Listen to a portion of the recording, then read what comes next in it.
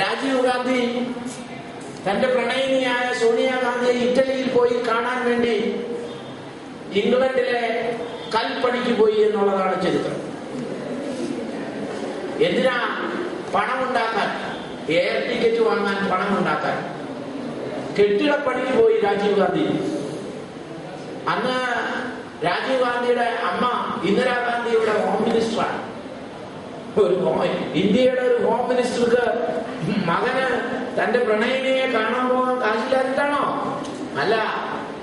ജീവിച്ചിരുന്നെങ്കിൽ ഒരു പക്ഷേ ഇന്ദിരാഗാന്ധിക്ക് ശേഷം ഇന്ത്യ കണ്ട ഏറ്റവും നല്ല പ്രധാനമന്ത്രിമാരുള്ള ഒരാളാകേണ്ടിയിരുന്ന. കാരണം രാജീവ് ഗാന്ധിക്ക് ഒരു ഗുണമുണ്ടായിരുന്നു, അദ്ദേഹം നല്ല മനുഷ്യനായിരുന്നു, ഹൃദയശുദ്ധിയുള്ള ഒരു പ്രധാനമന്ത്രിയായിരുന്നു. പക്ഷെ അദ്ദേഹത്തെ തീവ്രവാദികൾ നശിപ്പിച്ചു കളഞ്ഞു.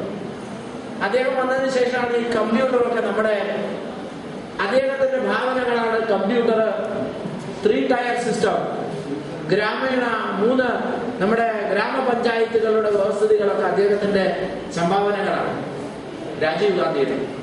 ആ രാജീവ് ഗാന്ധി തന്റെ കാമുകിയെ കാണാൻ, സോണിയാഗാന്ധിയെ കാണാൻ ഇറ്റലിയിൽ പോകാനുള്ള പണമുണ്ടാക്കിയത്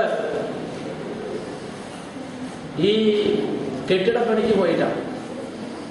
അപ്പൊ നിങ്ങളൊക്കെ ഉത്തരവാദിത്വത്തോടെ ചിന്തിക്കുക, എന്ത് ചെയ്യണം, എന്ത് ചെയ്യണ്ട. പണിക്ക് പോകണം എന്ന് ഞാൻ പറഞ്ഞില്ല.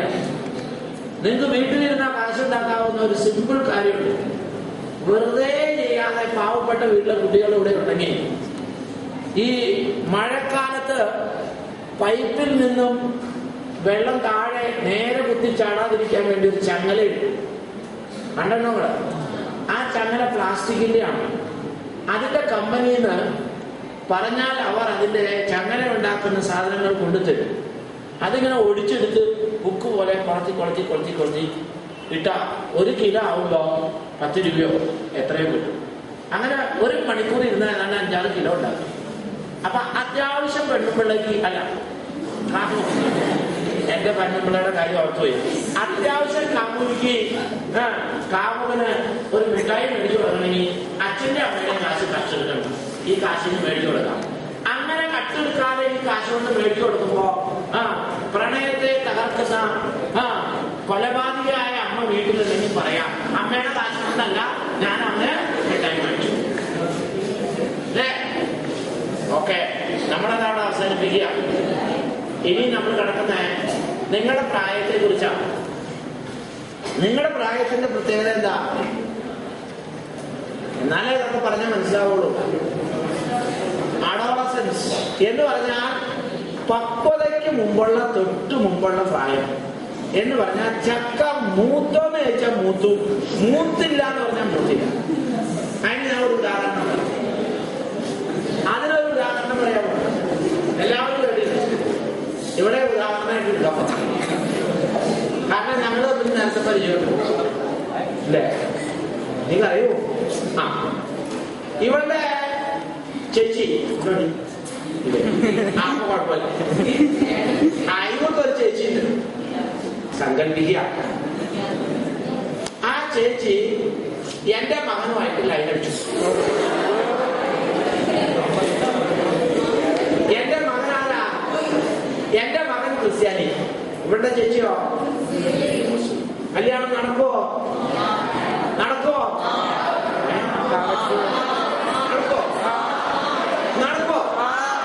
നിങ്ങളുടെ ഈ മനോഭാവത്തിന് ഒരു ഉഗ്രൻ കൈവേ.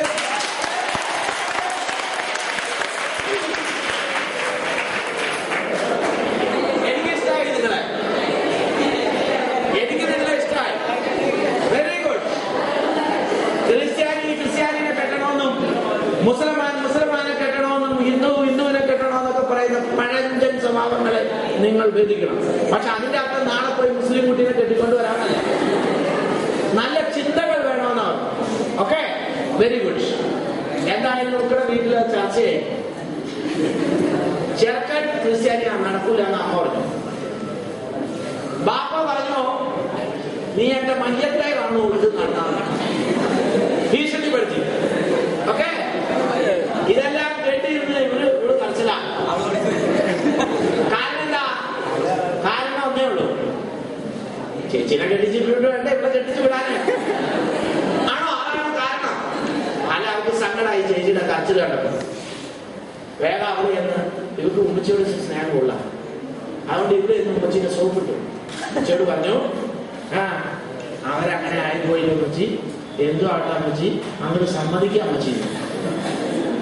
അത് പറഞ്ഞപ്പോ ഉമ്മച്ചി പറഞ്ഞു, കൊച്ചു പിള്ളേര് അവരവരുടെ കാര്യം നോക്കിയാൽ മിണ്ടാണ്ടി നിന്നോളൂ എന്നാ പറഞ്ഞത് ഇന്നലെ വൈകുന്നേരം. അപ്പൊ ഇവരോട് എന്നാ പറഞ്ഞേ? കൊച്ചു പിള്ളേര് അവരവരുടെ കാര്യം നോക്കണം, മിണ്ടാതിരുന്നോളൂ. ഇന്നലെ അമ്മ കൊച്ചുന്നല്ലേ പറഞ്ഞേ. അതുകൊണ്ട് ഇന്ന് വൈകുന്നേരം അവരെന്ത് ചെയ്തു? അപ്പുറത്തെ വീട്ടില് അവരുടെ പ്രായമുള്ള ചെറുക്കനായിട്ട് വർത്താനൊക്കെ പറഞ്ഞു. ഇങ്ങനെ വർത്താനൊക്കെ പറഞ്ഞിരിക്കുന്ന കണ്ടപ്പോഴാണ് ഇവിടെ ഉമ്മച്ചി കയറി വരുന്നത്. ഉമ്മച്ചി എന്ത് പറയും? കെട്ടിക്കാറായോട് കണ്ടവന്റെ കൂടെ ഇരിക്കണം. ഇന്നലെ എന്താ പറഞ്ഞേ? കൊച്ചുകുട്ടി. ഇന്ന് വൈകുന്നേരം എന്താ പറയണേ? ഇതാണ് ലോകം. കെട്ടിക്കാറായോ?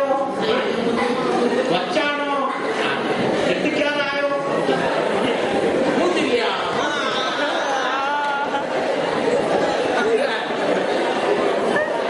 ഇതാണ് നിങ്ങളുടെ പ്രായം. ക്ലിയറായോ? ഈ പ്രായത്തിന്റെ പ്രത്യേകത ഇതാണ് നിങ്ങൾ പഠിക്കേണ്ടത്. ഈ പ്രായത്തിന്റെ പ്രത്യേകത ഇവിടെയാണ് നമ്മുടെ പുരുഷനും സ്ത്രീയുമാകാനുള്ള ഹോർമോണുകളുടെ വളർച്ച തുടങ്ങിക്കഴിഞ്ഞു നിങ്ങൾക്ക്. അതാണ് നിങ്ങൾക്ക് ചിലർക്കൊക്കെ മീശ വന്നു, ചിലർക്കൊക്കെ പെൺകുട്ടികളെ കാണുമ്പോൾ പ്രണയിക്കണമെന്ന് തോന്നി, ചിലർക്കൊക്കെ മൊബൈലിൽ ചില സാധനങ്ങൾ കാണാനുള്ള ശ്രദ്ധ കൂടുതലായി തുടങ്ങി. ഇല്ലടാ, എന്താന്ന് ഞാൻ പറയണോ? വേണോടാ? പറയാൻ മാത്രമല്ല, കാണിച്ചു തരാം.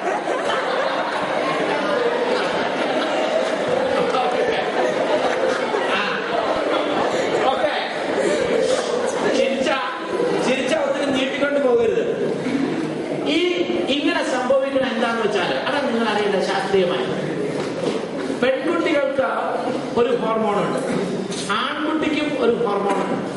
ആ ഹോർമോണിന്റെ വളർച്ചാ സമയത്താണ് പ്രണയം, സെക്സ്, ധിക്കാരം, അക്രമവാസന, നല്ല സ്വഭാവം ഇതൊക്കെ രൂപപ്പെടുന്നത്. അക്രമവാസനയൊക്കെ ഉണ്ടാകുന്നത് കുടുംബത്തിന്റെ അന്തരീക്ഷത്തിൽ നിന്നാണ്. ഇപ്പൊ ഞാൻ ജനിച്ചു വളർന്നത് അക്രമവാസനയുള്ള ഒരു കുടുംബത്തിലാണെങ്കിൽ, അല്ലെങ്കിൽ ഞാൻ ജീവിക്കുന്നത് അക്രമവാസനയുള്ള ഒരു ചേരി പ്രദേശത്താണെങ്കിൽ, അതിന്റെ ചുറ്റുപാടുകളുടെ അടിസ്ഥാനത്തിൽ എനിക്ക് ആ ആക്രമണവാസനയുണ്ടാകും. രണ്ട്, ഞാൻ സ്ഥിരം അക്രമവാസനയുള്ള TV കാണുന്ന ആളാണെങ്കിൽ, അത് മങ്കി ന്യൂറോൺ എന്ന് പറഞ്ഞ നമ്മുടെ തലച്ചോറിലെ ഒരു ന്യൂറോണിന്റെ വളർച്ചയിൽ വന്ന വ്യത്യാസമായിട്ടാണ് പറയുന്നത്.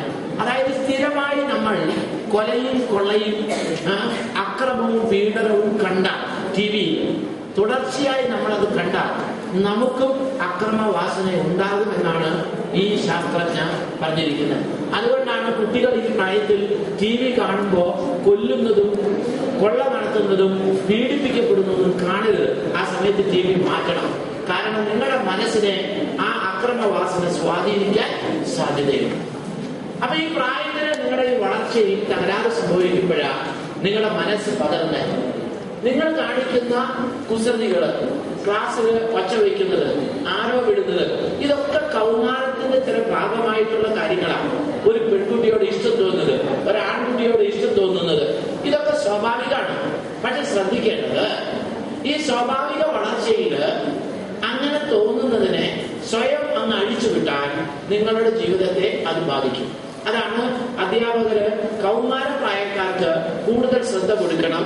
അവരുടെ സ്വഭാവ രൂപീകരണത്തില് മാതാപിതാക്കളും വലിയ പങ്ക് വഹിക്കണം എന്നൊക്കെ പറയാൻ കാരണം. അതുകൊണ്ട് തന്നെയാണ് കോളേജിൽ നിന്നും +1 +2 സ്കൂളിലേക്ക് മാറ്റിയതിന്റെ ഒരു കാരണം. കോളേജിൽ വലിയ ചേട്ടന്മാരാണ്. ആ ചേട്ടന്മാരുടെ കൂടെ നിങ്ങൾ വളരുമ്പോൾ നിങ്ങൾക്ക് പൂർണ്ണമായും സ്വഭാവ രൂപീകരണം സംഭവിക്കാത്തവരാണ്. നിങ്ങളുടെ വ്യക്തിത്വം പൂർണ്ണമായും വളരാത്തവരാണ്. നിങ്ങൾ അവരുടെ കൂടെ കൂടിയാൽ ഒരു പക്ഷേ നിങ്ങൾ ചീത്ത സ്വഭാവങ്ങളും നിങ്ങൾ തെറ്റായ സ്വഭാവങ്ങളും പെരുമാറ്റങ്ങളും പഠിച്ചേക്കാം. അതാണ് ഹയർ സെക്കൻഡറി സെക്കൻഡറി എല്ലാം സ്കൂളിന്റെ ഭാഗമാക്കണമെന്ന്